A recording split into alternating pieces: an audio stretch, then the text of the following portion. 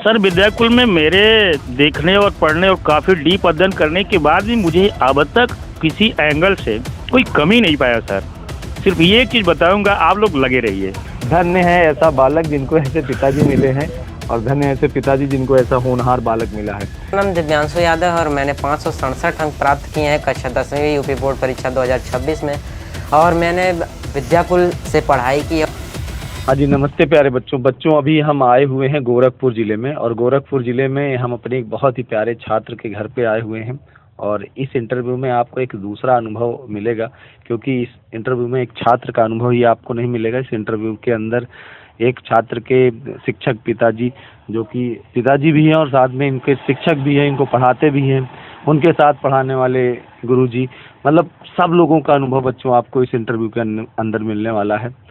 Expectation rank 1 की थी, थोड़ी सी नंबर कम आए हैं, लेकिन ये बच्चा हमारे लिए रैंक 1 है, क्योंकि हमने और इनके परिवार ने, इनके पिताजी ने इनके ऊपर जो मेहनत की है वो रैंक 1 के लिए की है। बच्चे ने भी मेहनत की है, रैंक 1 के लिए की है, और ये बच्चा हमारे लिए रैंक 1 है।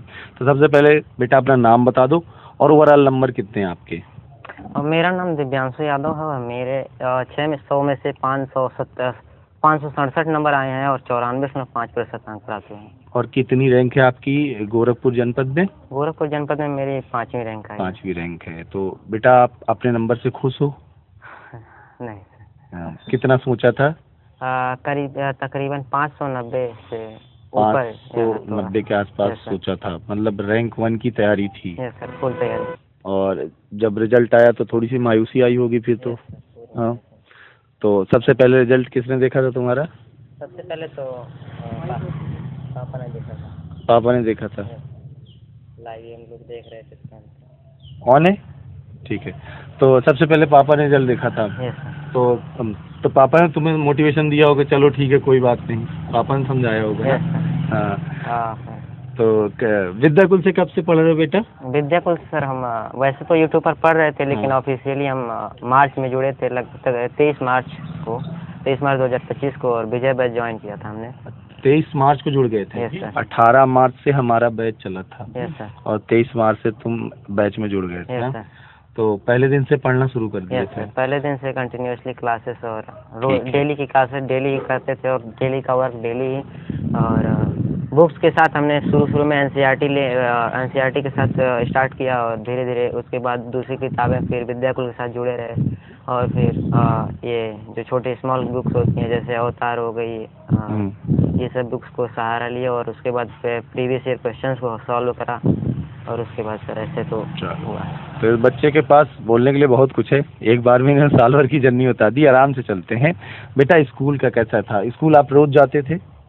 नहीं सर, वैसे तो स्कूल हम डेली नहीं जाते थे, लेकिन हाँ हफ्ते में 3-4 दिन हम अटेंड करते थे। 3-4 दिन स्कूल जाते थे। उसके बाद पता चला है पिताजी भी आपके शिक्षक हैं, आपको पढ़ाते हैं, तो पिताजी से घर पे कोचिंग मिलती थी? यस सर, डेली 7 बजे से लेकर 11 बजे शाम तक, 12 बजे रात तक पूरा वो पिताजी के साथ ही गुजरता था, और रोज का था वो। अच्छा, कौन कौन से विषय में हेल्प मिल रही थी पापा से? पापा से सर वैसे तो सभी विषयों में हेल्प मिली, लेकिन खास करके गणित विज्ञान में उन्होंने ज़्यादा फोर्स करा, और अदर सब्जेक्ट में भी हेल्प करी, और विद्याकुल से सभी सब्जेक्ट में तो हमको मिला ही हेल्प। अच्छा, तो बेटा अब इस इंटरव्यू को हम दूसरी ओर मोड़ते हैं, क्योंकि आप लोग कंफ्यूज हो जाओगे सुन करके शायद यहाँ पे, कि जब पिताजी ही शिक्षक हैं, गणित भी पढ़ा देते हैं, विज्ञान भी पढ़ा देते हैं, तो विजय बैच क्यों दिला दिया भैया? विजय बैच की क्या जरूरत थी? तो हम इस माइक को ले चलते हैं पहले पिताजी की ओर, फिर आते हैं इसकी ओर। तो हम शुरुआत करेंगे, स्वागत करेंगे इस इंटरव्यू के अंदर इन बालक के पिताजी का। जी थैंक यू। मैंने विजय बैच इसनाते ज्वाइन किया कि हम पढ़ाते जरूर थे, पढ़ाने के बाद में रिवर्स के लिए और अपने को मैं जो एजुकेशन में दे पाता था, अच्छा करने के लिए देता था। फिर मैं सोचता था कि हमारे जो विद्याकुल के लोग हैं उनका रिवर्स करने से दोबारा और कुछ अतिरिक्त चीज़ें बार बार बच्चे को मिलती रहती थी। इस वजह से मैंने देखा कि उसमें निखिल सर का मैथ पढ़ाने का तौर तरीका, रोशनी मैम का इंग्लिश पढ़ाने का तौर तरीका मुझे थोड़ा अच्छा लगा। उनका कई बार वीडियो देखने से मुझे पढ़ने में बहुत आसानी हुई। तो इस तरह से मैंने शिवेंद्र सर का, जितने लोग भी थे, राज सर का भी मैंने पढ़ा है, बीच में शायद वो नहीं है, लेकिन सभी लोगों से मैं पढ़ाता जरूर था, लेकिन उसके बावजूद विद्याकुल के लोगों का प्रयोग करता था, और उससे भी बड़ी लाभ मिला। खास करके आपका वो मैं करता था सर, जो ऑब्जेक्टिव क्वेश्चन की आप लोग वो देते हैं, तो उसमें हम बैठते थे, तो ये बच्चा मेरा सामने करता था, टेस्ट होता था, मॉक टेस्ट, उसमें ज़्यादा हमको लाभ मिलता था। अच्छा, हर लेक्चर के नीचे जो टेस्ट, हाँ जी, उसमें मैं उनका देखता था, तो हमें हर जगह मतलब ये पॉजिटिविटी दिखने लगी। इस नाते मैंने बहुत लोगों को ये बात बोला कि आप लोग विजय बैच को ले सकते हैं, और खासकर जो चीज़ें रिवर्स वाली बातें होती है वहाँ पे फ़ायदे पा सकते हैं। किसी कारण हम स्कूल में नहीं जा पाए, मेरी घंटी छूट गई, क्लास छूट गया, वो चीज़ हमें छूटने वाला नहीं है। कभी मैं अपने लाइफ में जो चीज़ हमारे जीवन में छूट जाती थी, छूट ही रहती थी, अभी ऐसा इस प्लेटफॉर्म से कभी छूटे ना, इस नाते विजय बैच ज्वाइन किया था। बेटा मैं आपको थोड़ा सा परिचय करा दूं। सर किन सब्जेक्ट के टीचर हैं? एक यहाँ से 1 किलोमीटर दूरी पे इनका विद्यालय है, और वहीं पे आप क्या क्या विषय पढ़ाते हैं एक बार आप थोड़ा? मैं अपने विद्यालय में फिजिक्स, केमिस्ट्री और मैथ का हाई स्कूल लेवल तक का पढ़ाता हूँ सर। फिजिक्स मेरे विद्यालय में करीब 500 बच्चे 9th के और 500 बच्चे 10th के हैं। 1000 के बीच में काम करता हूँ। तो मतलब 1000 बच्चों को ऑफलाइन पढ़ाने वाले शिक्षक हैं, और उसके बाद बच्चे को ऑनलाइन बैच दिला देते हैं। तो आपने और लोगों को देखा होगा, और तमाम देखे होंगे। देखिए देखने पे ये दिक्कत होती थी, उन लोगों का थोड़ा सा वो जो आप लोग का शेड्यूल है वो ज़्यादा बेटर था, आपकी संख्या जो पढ़ाने वाले की बेहतर है, और आप पे हमें हर चीज़ मिल जाती थी। जब भी चाहते थे, जितनी बार जिसपे सस्पेंस होता हम बैकअप जाके जाते थे, तो इससे हमको थोड़ी पढ़ने में ज़्यादा आसानी हुई, मदद भी मिली। नहीं, हमारे बैच के अंदर जितना बच्चा पढ़ता है उस बच्चे के लिए हमारी बहुत बड़ी रिस्पॉन्सिबिलिटी होती है। नहीं, बिल्कुल बिल्कुल, केवल बिल्कुल। क्लास देना हम लोग कभी कभी सोचते हैं, जैसे अब आपने यहाँ पे कहा कि ऑब्जेक्टिव क्वेश्चन, हम लोगों को ये पहले दिन से पता है कि अगर केवल क्लास दे रहे हैं तो हम में और एक स्कूल के या उसके जो आसपास शिक्षक हैं जो उसके पास हैं उनमें क्या फ़र्क रह जाएगा अगर हम बच्चे को एक क्लास के साथ कुछ एक्स्ट्रा दे रहे हैं। बहुत अच्छा, बहुत अच्छा, बहुत अच्छा, बहुत अच्छा। इसीलिए क्लास के बाद उसको 10 क्वेश्चन दे दिए कि बेटा ये ऑब्जेक्टिव लगा लो, उसमें हमने मशीनरी भी लगा दी कि तुम टिक करके चेक कर लो कि तुम क्या कितना सही है कितना गलत है। जी जी जी, ये सारी चीजें थोड़ी आपके उसमें एक प्रतियोगिता बनी रहती थी, स्कोर जो होता था, ये मतलब मेरा कितना स्कोर हो रहा है, इस बार मैंने रैंक आने वाला, तो थोड़ा उसको अच्छा लगता था। और वहाँ पे हजारों बच्चे, तो इससे मुझे ये समझ में आया कि बच्चे को एक एग्जाम के पहले इतने एग्जाम से गुजरना है कि बाद में उसे एग्जाम पता ही ना चले। और लगभग मैं आप लोगों से खुल के बोलता हूँ, मेरा बच्चा जितने भी पेपर करके आया बिल्कुल एकदम कॉन्फिडेंट करके आया, और मैं डिक्लेयर भी किया। हमारी 2-3 की टीम होती थी जो हम क्वेश्चनों पे निगरानी रखते थे कि हमारे कितने सही हुए। जैसे पहले दिन का मैसेज था जो हिंदी का, उसमें जैसे ही बच्चा हमारा करके आया था बोलता पापा 2 क्वेश्चन मेरा नहीं हो पाया। अच्छा, और वो क्वेश्चन आज तक मुझे याद है, समय के पाँव। समय के पाँव का लेखक कौन, मेरे को कहीं नहीं मैसेज मिला था। मेरे वो भाई हैं उनसे भी मैंने बात किया तो वो हमारे क्वेश्चन इस तरह से 2 क्वेश्चन सिर्फ जो है हिंदी में छूटे थे, बाकी हमारे मैथ किसी सब्जेक्ट में ऑब्जेक्टिव नहीं छूटे थे। अच्छा, ऑब्जेक्टिव 100% क्लियर रहे हैं टोटल के टोटल। 2 हमारे सिर्फ वही चीज, उसके बाद लेख में भी सर इसका कोई टॉपिक मेरे समझ से नहीं छूटा। उनके मूल्यांकन की पद्धति को मैं नहीं जान सकता हूँ, नहीं 590 के अंदर कभी नंबर होने की संभावना नहीं है। इसके पहले मेरी एक बच्ची जो अंशिका यादव है, मेरे भाई है, वो बच्ची हमारी करके जब भी आती थी जितना नंबर बताती थी 70 सर, 1 नंबर आगे पीछे हो, 100 मैथ से बोली 100 सर मिला। 100 मिला, यस मार्कशीट है। उसने साइंस में 99 बोला, 98 मिला था। तो वो मेरा जो अनुभव था उससे हम पीछे रह गए। और जबकि ये लड़का उस बच्ची के साथ जब 8वीं में पढ़ता था तो 10वीं में थी, उनके साथ 10वीं के सारे सवाल सॉल्व किया था। मेरा लड़का 8वीं में था सर, उसी समय 10वीं के लगभग सारे सिलेबस फुल कर चुका था, और अभी 11वीं की कंप्लीट कर चुका कुछ चैप्टर। मैंने लगभग 50% कंप्लीट कर दिया। हाँ, तो तुम लोग भैया अब रिजल्ट देने वाला हो या लोगों का अनुभव भी लेने वाला। हाँ, और जो बच्चे इस इंटरव्यू को देख रहे हैं, 10वीं का रिजल्ट आपका कब का आ चुका और एग्जाम कब खत्म हो चुके, 2-3 महीने का लगभग गैप हो चुका, आप आराम से बैठे हुए हो। सोचो एक छात्र जो कि 11वीं का 50% कोर्स पढ़ चुका है, तभी रैंक आती है, तभी ये बच्चे अच्छे नंबर लाते हैं। अच्छा, इसी इंटरव्यू में हम एक लोग से और आपका परिचय कराते हैं प्यारे बच्चों, जो कि आज से 2 साल पहले स्टेट रैंक 7 के पिताजी हैं, तो उनसे थोड़ा सा आपका परिचय कराएंगे। आप माइक देंगे? हाँ, तो स्टेट रैंक 8, हाँ, क्या नाम था बच्ची का? अंशिका यादव। अंशिका यादव 2024 के अंदर, 2024 क्लास 10th में, क्लास 10th में स्टेट रैंक 8 थी। 583। उस समय आप जितने नंबर मिलाते थे उतने नंबर मिले थे उसको?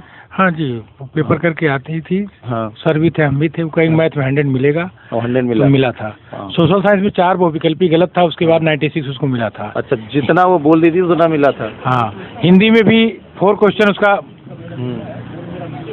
वो विकल्पी गलत था, उसके बाद उसको 96 मिला था। और इस वर्ष थोड़ा सा गड़बड़ हो गया कि हमने जो नंबर मिलाए और उन्हीं 2 लोगों ने मिलाए जो कि स्टेट रैंक 7 का मिला चुके थे। जी। और इस वर्ष पता नहीं क्या थी ईश्वर की कृपा कि थोड़ा सा नंबर कम हो गए। लेकिन तुम बेटा अपने आप को मान रहे हो ना कि तुमने मेहनत करी है, एफर्ट लगाए हैं, तो वो मेहनत कभी बेकार नहीं जाएगी। जीवन में बहुत सारे एग्जाम मिलेंगे, बहुत सारी परीक्षाएं मिलेंगी।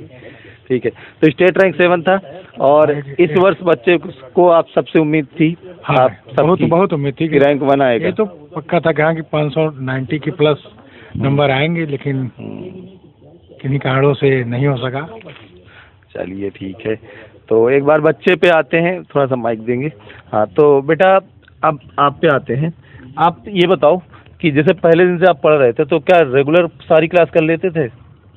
हाँ सर, रेगुलर क्लास कर लेते थे। किसी दिन अर्जेंट वर्क पड़ जाता था तो क्लास छूट जाती थी, लेकिन उसको बाद में हम फिर देख लेते थे, कभी टाइम निकाल के फिर रेगुलर लाइव हो जाते थे।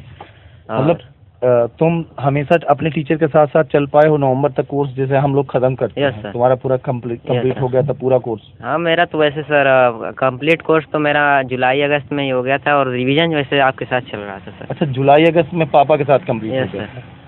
तो भैया हमसे भी फास्ट चलने वाली ये बच्चे हैं। ठीक है, तो नवंबर में तुम्हारा फिर रिवीजन हो चुका था? Yes sir. फिर नवंबर के बाद क्या कर रहे थे? नवंबर के बाद सर वो अवतार जैसे बुक्स के साथ तैयारी और फिर लक्ष्य बैच आया। अच्छा, अनसॉल्व पेपर उठा लिया, यस फिर सर। लक्ष्य बैच हाँ, आ गया। नवंबर से अनसॉल्व चल रहा था। दूसरी बार रिवीजन? Yes sir. सोचो, एक लक्ष्य बार और रिवीजन अनसॉल्व लोग दोनों करने चल में रहे थे। कतराते हैं। यहाँ 2-2 बार रिवीजन, 2-2 बार सिलेबस कंप्लीट करके और उसके बाद अगर पेपर देने जाएंगे तो भैया रैंक 1 तो आएगी ही। और फिर सर कुंजी बैच भी आया था, तो उसके साथ भी प्रैक्टिस लगातार किए हम। और नवंबर से अनसॉल्व चल रहा था, लगभग चला है जनवरी के लास्ट तक। सबसे फेवरेट अगर मैं तुमसे पूछूं, तुमने क्लास 10th की हमारी टीम के साथ पढ़ा है, यहाँ पर हमारी क्लास 10th की टीम से शिवेन सर हैं। फेवरेट टीचर तुम्हारे कौन से हैं? अगर सबसे फेवरेट तो तुम्हारे पापा हैं पहले। Yes sir. है ना? उसके बाद बताओ।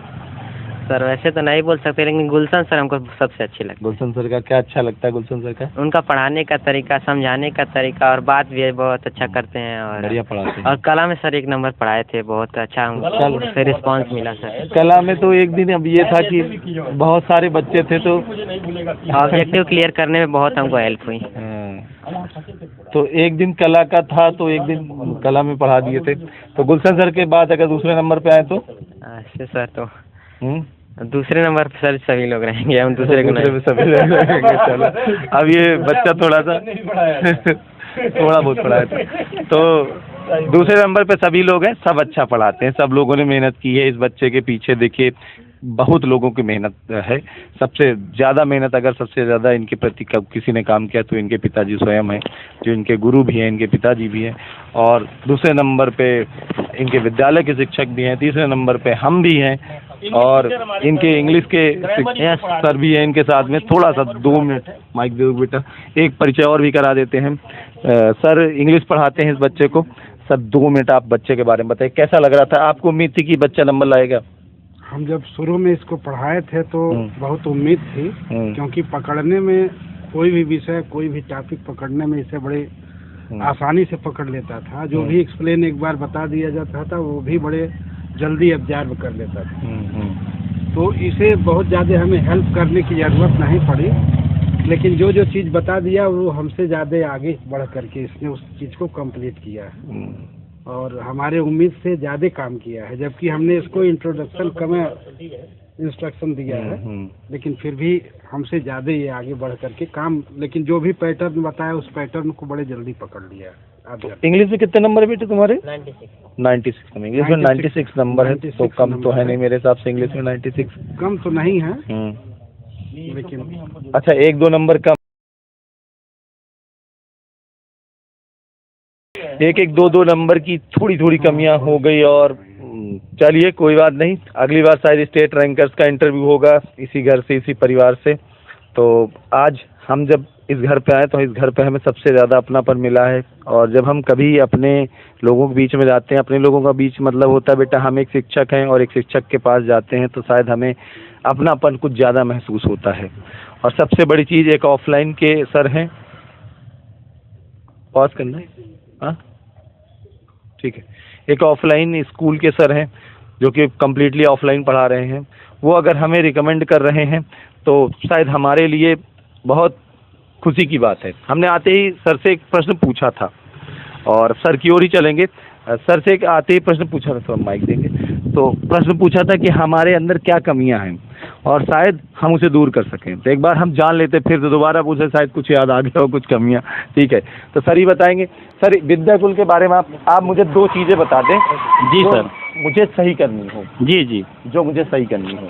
सर विद्याकुल में मेरे देखने और पढ़ने और काफ़ी डीप अध्ययन करने के बाद भी मुझे अब तक किसी एंगल से कोई कमी नहीं पाया सर। सिर्फ ये एक चीज़ बताऊंगा, आप लोग लगे रहिए। हम तो लगे हैं। ये बिल्कुल आपके जो धारा है, न जाने कितने गरीब बच्चों जो उस तरह का पहुंच नहीं रखते हैं, कोचिंग इंस्टीट्यूट बड़े बड़े जो है, उनके लिए तो वरदान साबित हुई है सर। एक मेरा लड़का है ऋषिकेश नाम का, जिसे मैंने बोला भी था, मैंने पढ़ाया भी था, वो भी लड़का मैथ में 99 निकाला है सर, मैथ्स में 99 निकाला है। और कई बच्चे हैं जिन्होंने विजय बैच लिया था, बाद में 5-7 बच्चे तो लक्ष्य बैच लिए, वो लाभ में रहे हैं। तो किसी तरह से मैं कहीं भी कमी नाम की चीज़ मैं नहीं पाया सर। तो कैसे बोल सकता, ऐसा नहीं है कि मेरे सामने है मैं कह नहीं सकता। और मैं सर के बारे में कहूँ तो सर ने अपने स्कूल कॉलेज के अंदर, जहाँ स्कूल में पढ़ाते हैं, वहाँ के कम से कम अब तक में 2500 बच्चों का एडमिशन विद्याकुल के अंदर करवा चुके हैं। जी जी, और खुद बताया कि आज मैंने खुद ही बोला है कि जो आने वाला समर वेकेशन है उसमें यदि आप लेते हैं तो आप फायदे में रहेंगे, और रोज आपको घंटे मिलते रहे तो बच्चों थोड़ा फॉलो भी करते हैं। ये बात है, मेरी बातों को फॉलो भी करते हैं कहीं न कहीं। मैं इसे अब तो समाज फॉलो का करेंगे। बिल्कुल बिल्कुल बिल्कुल। अरे अब क्या, पहले भी आप स्टेट रैंक नहीं, बिल्कुल वहाँ से मुझे मिलता है। और अब की बार डिस्ट्रिक्ट रैंक 5 आ चुकी है। जी जी, धीरे धीरे इसी प्रकार से रैंकर्स आते जाएंगे तो आपको तो बिल्कुल बिल्कुल बिल्कुल बिल्कुल बिल्कुल सर। तो अब अंतिम में बेटा लास्ट में चलते हैं अपने बालक के पास और पूछते हैं कि भविष्य का क्या सपना है। बेटा भविष्य में क्या करना चाहते हो? अभी सर 12th में स्टेट रैंक लाना है, और उसके बाद मतलब 10th की कसर तुम्हें 12th में पहले पूरी यस सर, पहले पूरी करनी है, उसके बाद जेई की तैयारी करनी है, और जेई की तैयारी, और उसमें सर जेई के बाद इंजीनियर बनना है। Yes sir. कौन सा इंजीनियर बनना चाहते हो? और वैसे सर मैं मैकेनिकल इंजीनियरिंग करेंगे। Mechanical engineering. यस। तो ये मैकेनिकल इंजीनियरिंग का सपना कहाँ से आया मन में, कहाँ से विचार आया? शुरू से सर, जब छोटे थे तभी से हमारे मन में ऐसे है। मशीनों से तो हमको थोड़ा सा सर अच्छा, लगाव है। मशीनों से लगाव है, बहुत बढ़िया। मशीनों से लगाव है, इसलिए मैकेनिकल इंजीनियर बनना चाहते हैं। और अभी क्लास 12th में अभी सबसे पहला एम, सबसे पहला लक्ष्य तो ये है कि क्लास 12th के अंदर स्टेट में रैंक लानी है। क्लास 10th के अंदर जो थोड़ी सी दिक्कत हुई है उसका बदला लेके क्लास 12th में हमें टॉपर बनना है। तो प्यारे बच्चों, ऐसे होनहार छात्र लगातार मेहनत कर रहे हैं, विद्याकुल के साथ पढ़ाई कर रहे हैं, और ये हमारे विजय बैच के छात्र होते हैं जो कि हमारे साथ बहुत ज़्यादा कनेक्टेड होते हैं। हर दिन हमारे साथ पढ़ते हैं, साल का हर दिन हमारा इनके साथ बीतता है, और ये एक ऐसा पल होता है जब ये अपनी मेहनत के दम पर हमें अपने घर तक बुलाते हैं। और काफ़ी अच्छा लगा पूरे परिवार के साथ मिल करके।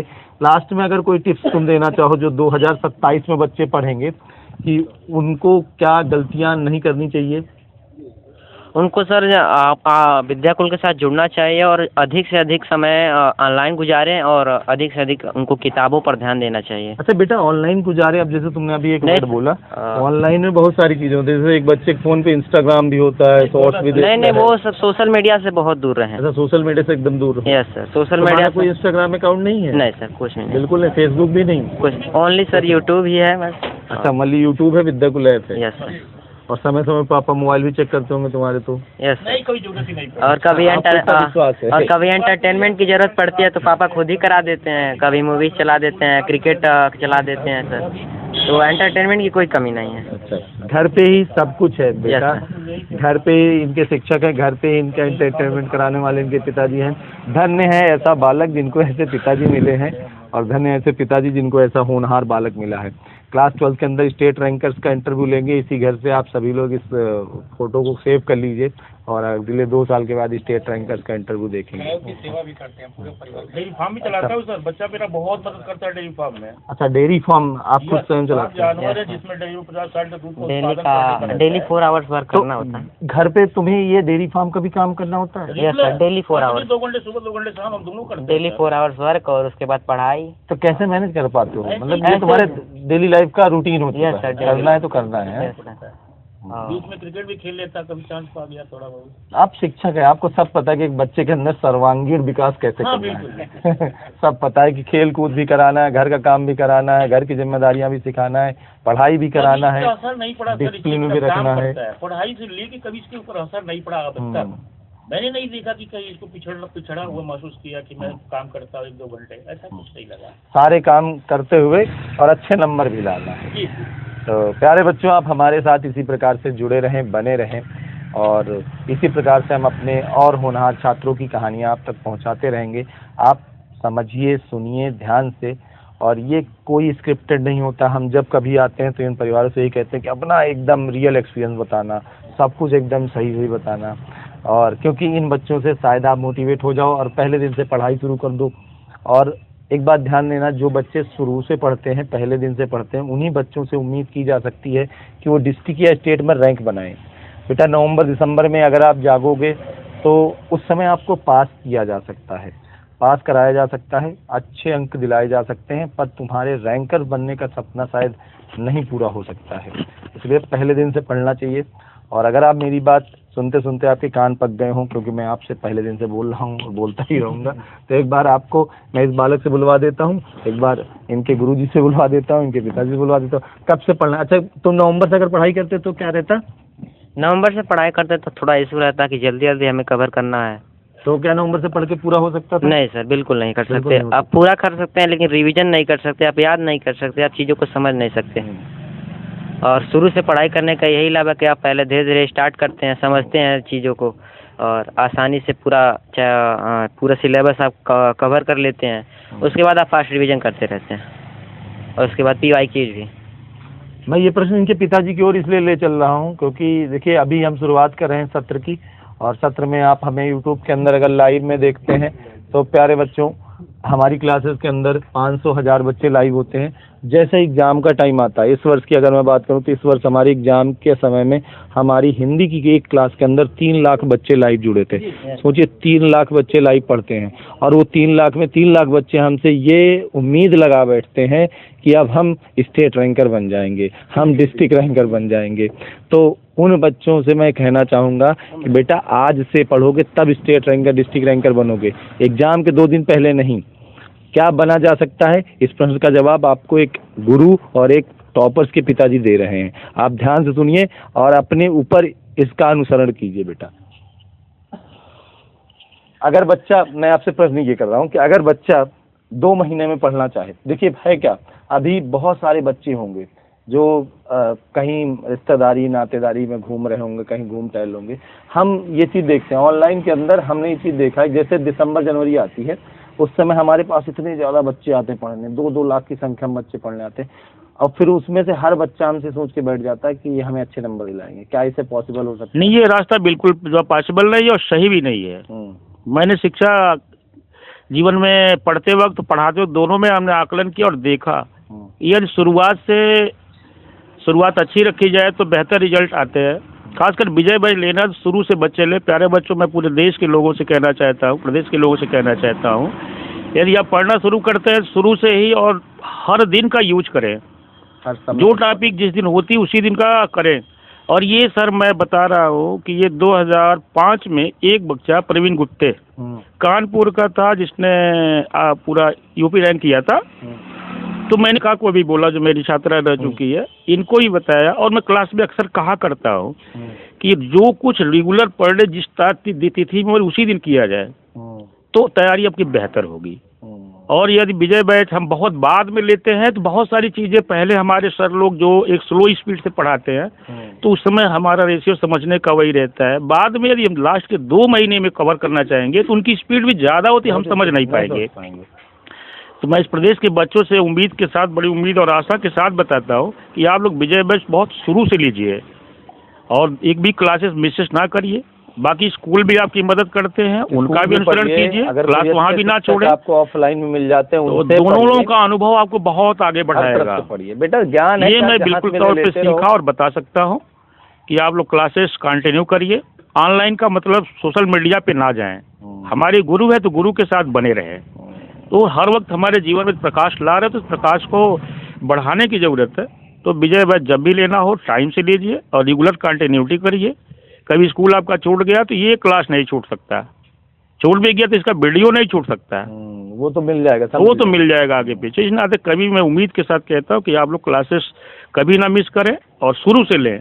तो प्यारे बच्चों, हम इस इंटरव्यू को यहीं तक रखेंगे। आप सबने बहुत ध्यान से सुना, बहुत अच्छे से सुना और अपने अंदर अब इसका अनुसरण कीजिए और पढ़ाई अपनी शुरू कर दीजिए। अगले वर्ष आपकी बोर्ड परीक्षाएं हैं और उस बोर्ड परीक्षाओं में आपको भी टॉपर बनना है, ठीक है। तो चलिए आज के लिए इतना ही रखते हैं। अपना ख्याल रखें, पढ़ाई लिखाई करते रहें। सभी को ऑल द वेरी बेस्ट बेटा।